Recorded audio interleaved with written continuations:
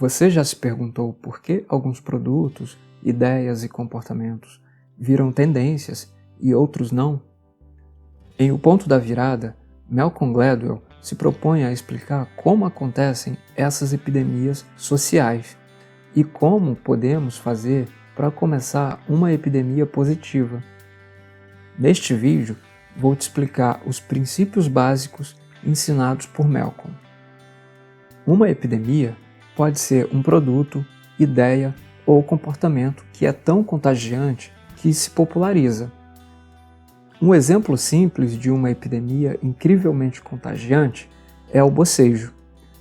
Só de ver ou ouvir outra pessoa bocejar, ou apenas ler sobre bocejo, você acaba bocejando. Malcolm denomina o momento em que as coisas mudam subitamente e a epidemia ganha força como o ponto da virada. Ele explica que uma epidemia conta com 3 agentes de mudanças. Vamos a eles. O primeiro agente de mudança é a regra dos eleitos. Essa regra diz que algumas pessoas excepcionais descobrem uma tendência e a disseminam.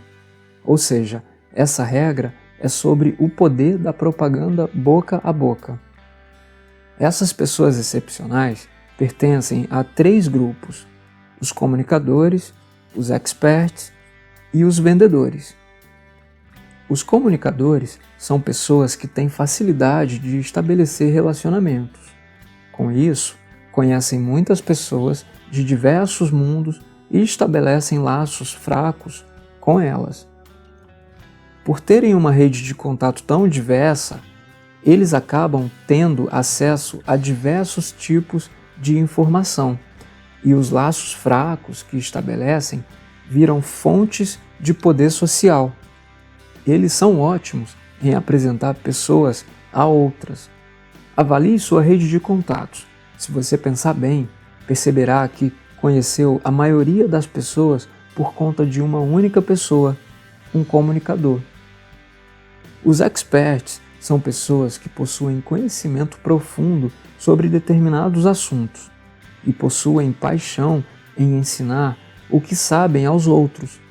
Eles exercem uma influência tão grande nas pessoas que acabam persuadindo-as sutilmente e iniciando uma epidemia de propaganda boca a boca. Os vendedores, por sua vez, possuem o objetivo principal de persuadir. Com seu jeito de falar e linguagem corporal, eles buscam ditar o ritmo de uma conversa de uma forma que, em algum ponto, será impossível resistir aos argumentos apresentados por um deles. Resumindo, a regra dos eleitos diz que numa epidemia social, os experts são os bancos de dados, pois fornecem a mensagem. Os comunicadores são a cola social, eles a espalham. E os vendedores convencem as pessoas da importância da mensagem. O segundo agente de mudança de uma epidemia é o fator de fixação. Na regra dos eleitos, o autor fala sobre a transmissão de uma mensagem. O fator de fixação é algo que deve fazer parte da mensagem, ou seja, diz respeito à capacidade da mensagem se manter na memória das pessoas e fazer elas agirem. Normalmente, aprimorar algo na forma como a mensagem é apresentada faz toda a diferença. O terceiro agente de mudança de uma epidemia é o poder do contexto.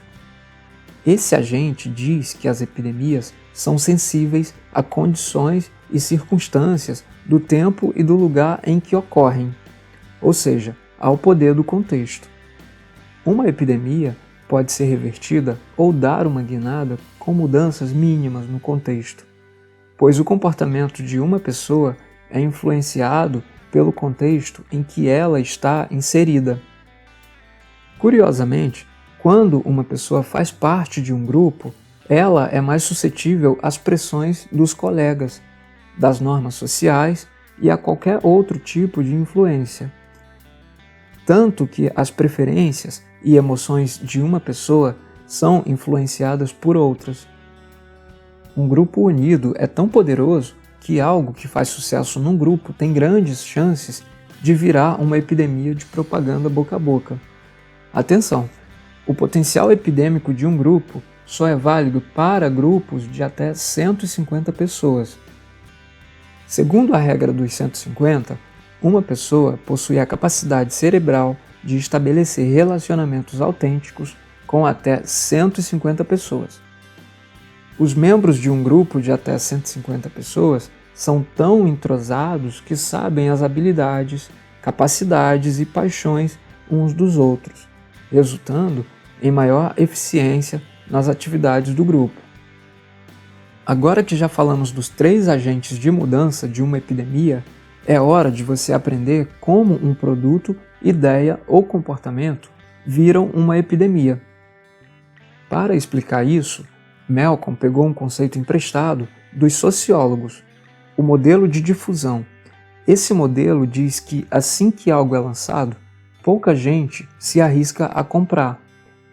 Os primeiros compradores são os inovadores e os primeiros adeptos, que geralmente são líderes de opinião e experts. Depois de um tempo, o item finalmente é adotado pela maioria inicial, seguida pela maioria posterior e os retardatários. Tanto os inovadores quanto os primeiros adeptos são pessoas visionárias que não têm medo de correr riscos. Por outro lado, a maioria inicial evita correr riscos.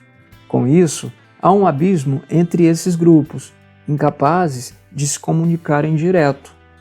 E é aí que entram os comunicadores, os experts e os vendedores, que assumem o papel de pegar a inovação e a traduzir de uma forma que os outros entendam, e assim fazer uma epidemia crescer.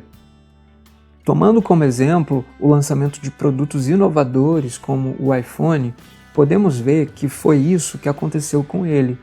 Pouca gente se arriscou a comprar, até que em algum momento ocorreu o ponto da virada e o iPhone se popularizou.